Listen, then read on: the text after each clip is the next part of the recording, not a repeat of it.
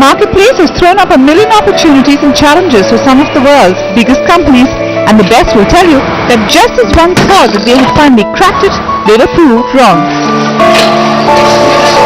This is not surprising. With nearly 1 billion consumers, 60% of who live in villages fast converting to bustling towns and cities, the Indian marketplace is a heady combination of multiple bazaars. In parts akin to High Street Manhattan, in others as basic as sub-Saharan Africa. Over here, aspiration means the desperate need to ensure the basics, and all of this can coexist within a kilometer. So how do you understand the Indian consumer in a marketplace like this? And as a starting point, what's the Indian consumer like? In most other countries around the world, there's a relatively small demographic divide.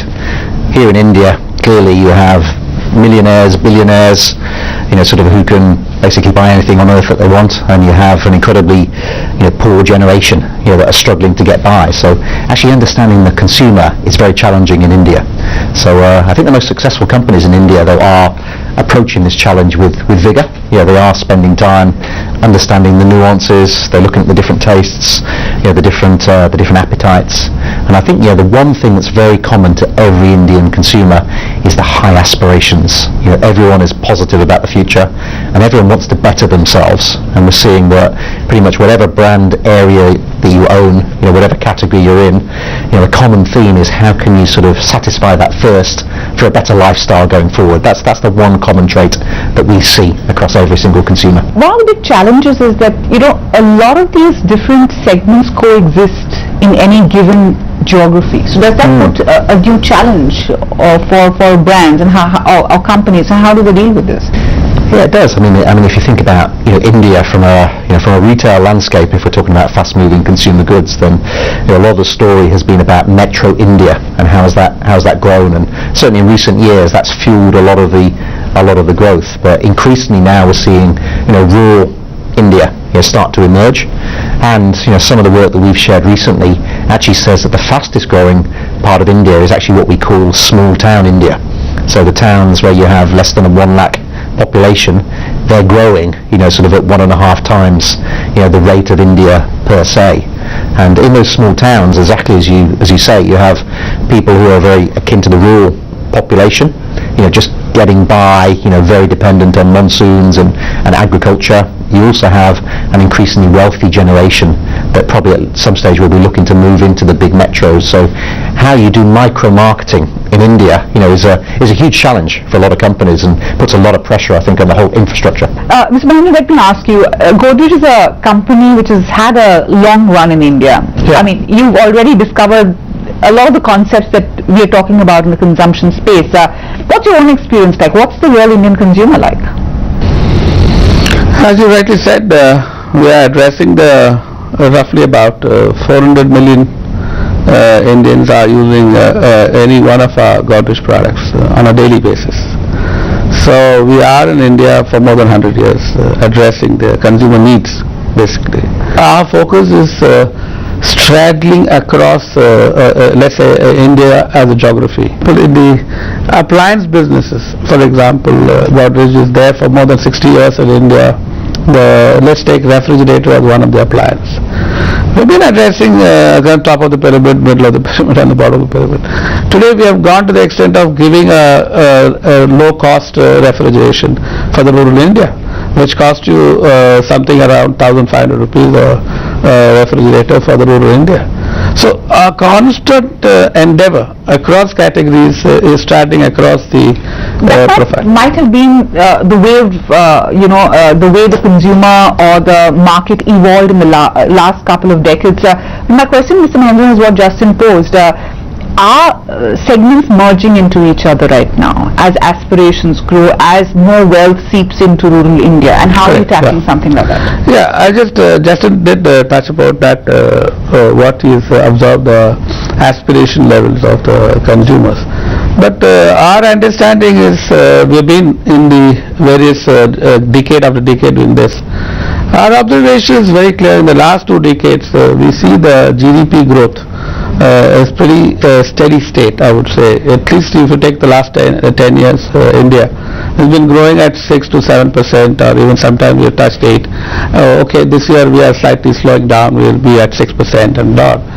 But if you really look at an economy like us, and you have a very consistent or a sustained level of GDP growth for 2 decades in this case, if you look at other countries in the emerging market, I'm saying specifically in emerging markets, that's the root cause for what Justin's observation of today. If Justin is going into the Indian market, the consumer aspiration level, my belief is that it is nothing but the GDP growth which is there. A lot of people, Justin, has spoken about that inflection point when per capita comes to a certain stage, when the actual consumption becomes a dynamo kind of an impact. I mean, we've seen that in China, we've seen that in many other emerging markets.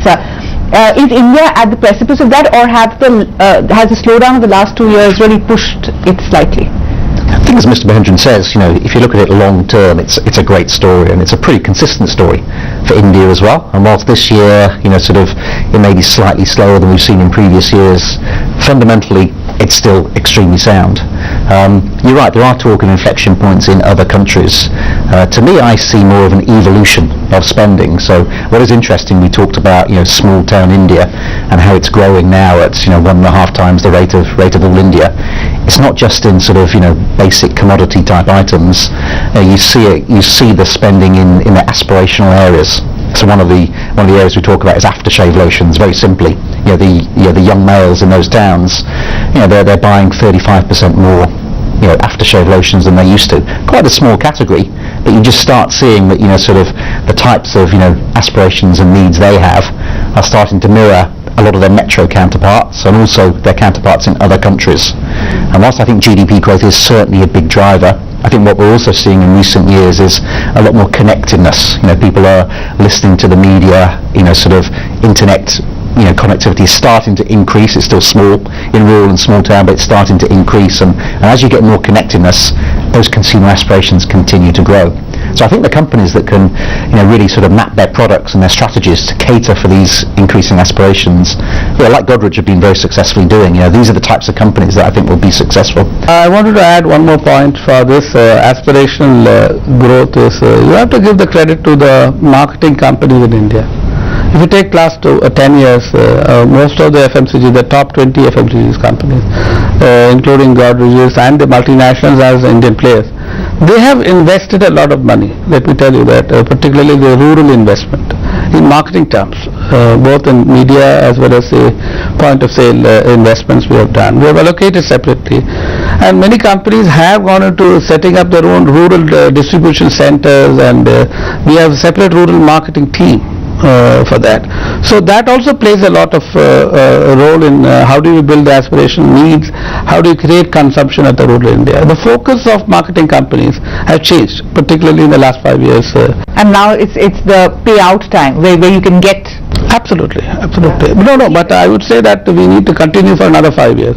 So the investment in rural India, which was absolutely virgin, let's say 10 years back, rural India, from a consumption term, is just getting triggered. But that trigger comes only by marketing activities, initiatives, and investments behind that. Now all the companies are focusing on that, whether they're companies from outside India who are coming into India or Indian companies per se. So that is another major driver apart from GDP. And this is one of the things that Mahendran and Godrej are focusing on. But as Indian companies expand globally, they need to understand their consumers more accurately than ever before. But can they truly understand what drives consumer behavior across the world? And is it possible to delve into the mind of a consumer? Find out when we return.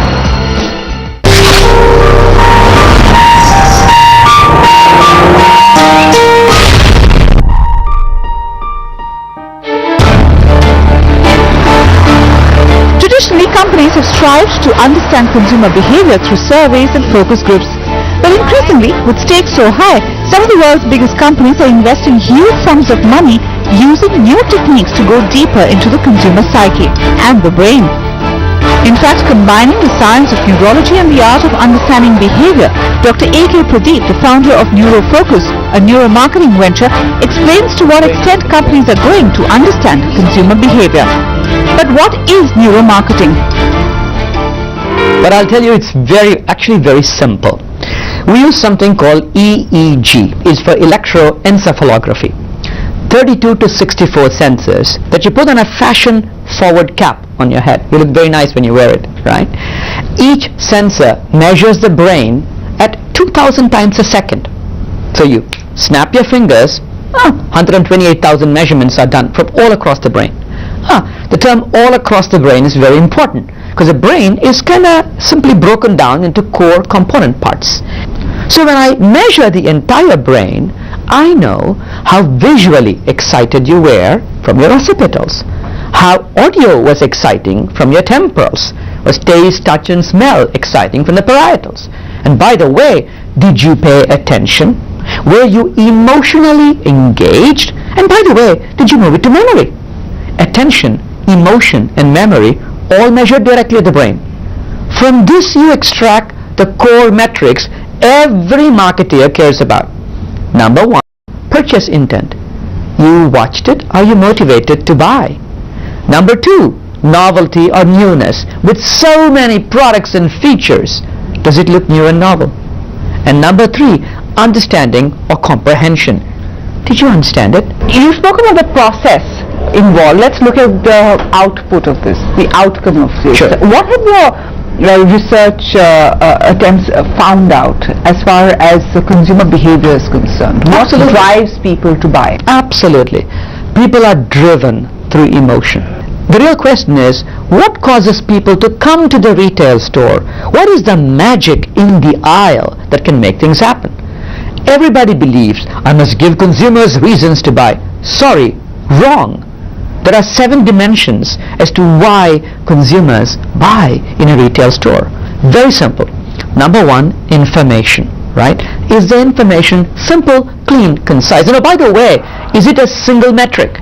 Not many, one. In the world of cameras, megapixels. World of computers, gigahertz. World of automobiles, mileage. It's a single metric, information. Number two, interaction.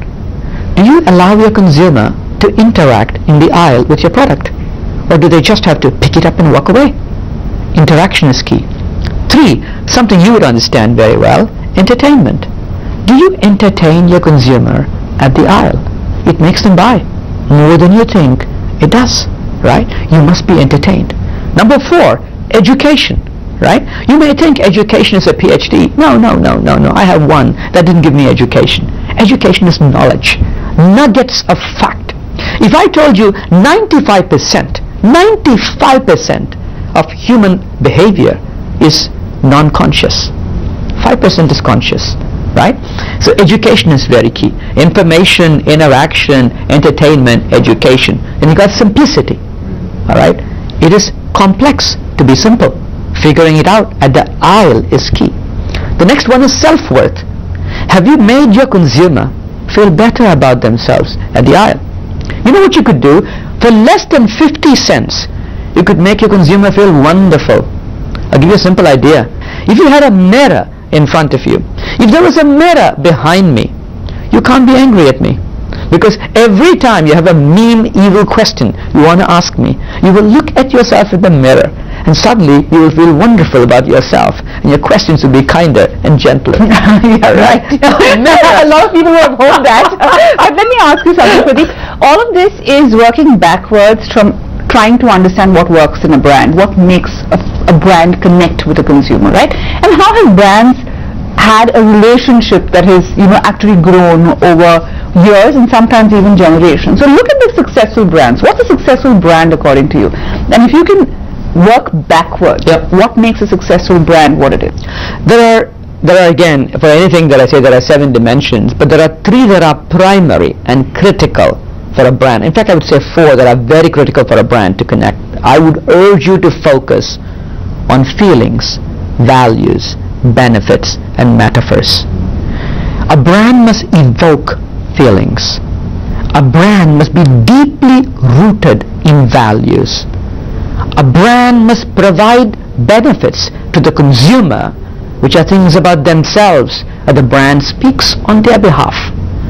The brand helps a consumer understand the metaphor of life that they stand for. So a brand is far more than a great product. No, a product is not a brand, right? A brand is this ethereal thing, far more, as you said, than a product, far more than a package. What's the brand that you admire? The company that cracked it and learns the lessons before actually mapping the brain. I'll tell you, I never wear t-shirts with any brands on them, excepting for one. Alright? And when I wear the t-shirt, globally, people smile. It's Apple. It is a brand that has cracked the code. Study it, but please don't copy it. Study it, and you'll do wonderfully well. But how much of the brand was the man? The man drove the passion behind the brand. The brand is bigger than the man. The man was an important part of it. Apple, the company, its passion was driven by Steve Jobs, but the brand is more than Steve. Brand is more than Steve. The principles of neuroscience are embodied in almost everything Apple does. And that is the reason for its success. Not a guy, but the principles he extracted that are part of it. It's a widescreen iPod with Apple may have worked, and to be fair, Steve Jobs possibly did a lot without the help of sciences like neuromarketing, using the tools that a lot of the most tactical strategists do, the guts, to create some of the world's most successful products. But can Indian companies like Godrej follow the same path and rely on their long run in the Indian market to create global brands? And what are the challenges that the rapidly evolving market throws up? More on that when we return.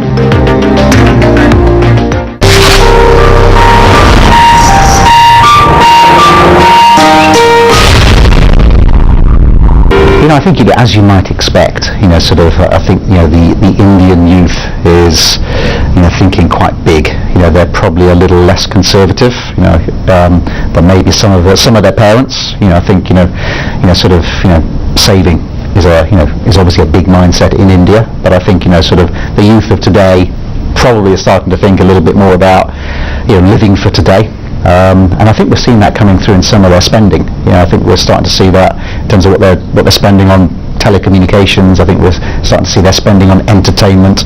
They all want to be educated. Even if you look at small town India, they have as many aspirations to join an IIM as their metro counterparts, which is revealing in itself. So I think tapping into that youth mentality is a challenge, and it's something that marketeers in India need to continue to pursue. One of the things we have observed in recent years, a lot of the growth has come behind what we call push. So a lot of, frankly, getting your product in more stores. Nowadays, we see a lot of it is pull. So even in the fastest segment we talked about, small town India, growing at 19%, 16% growth is in the same store sales. And that's driven by marketeers. And that's a great mentality, because if you can tap into what encourages the youth to buy in the same store, then you're going to be in a good position for the future. But I want to give one comment on this younger generation, or typically we call the demographic dividend, what is expected from India for the next 10 years. The one problem as a marketer I see is the flirtatiousness, among brands, I'm just saying. That is growing very high today. And that is particularly linked to the youth, what Justin was referring to. So they are highly flirting across brands. So now that is no loyalty. That leads us to what you call the brand risk, the product risk. So the product life cycle is shortening down. If you talk about one product, 30 years back we launched it, lasts for 15 years, one product. But today, 1.5 years, 2 years, that product life cycle is finished. And the linkage is to the younger India and their mindset and their flirtations. So that's one of the issues we are facing. So tell me something, does the value for money concept work with this very aspirational youth? Won't they want better, more wow factor? I mean, will that have to redefine the concept of value for money in India? Yeah, I think a lot of the youth in India want to look good in front of their friends. So a lot of that is about having the latest gizmo, the latest technology, just just as Mr. Mahendran's exactly right, that they are less brand loyal, they're also the first people to try and take advantage of a new item that is launched. So absolutely, I think you're going to have to keep innovating, you have to keep more experimentative, and you're going to have to start using things like digital media in a much bigger way, because that's how these... That's the platform to communicate. Absolutely. But Mr. Mahendran, let me ask the same question to you. Value for money for a lay person implies a certain sturdiness, a certain security. Okay, does that paradigm have to shift and change when you're talking about the youth of today? Do you have to add a wow factor as a value for money aspect?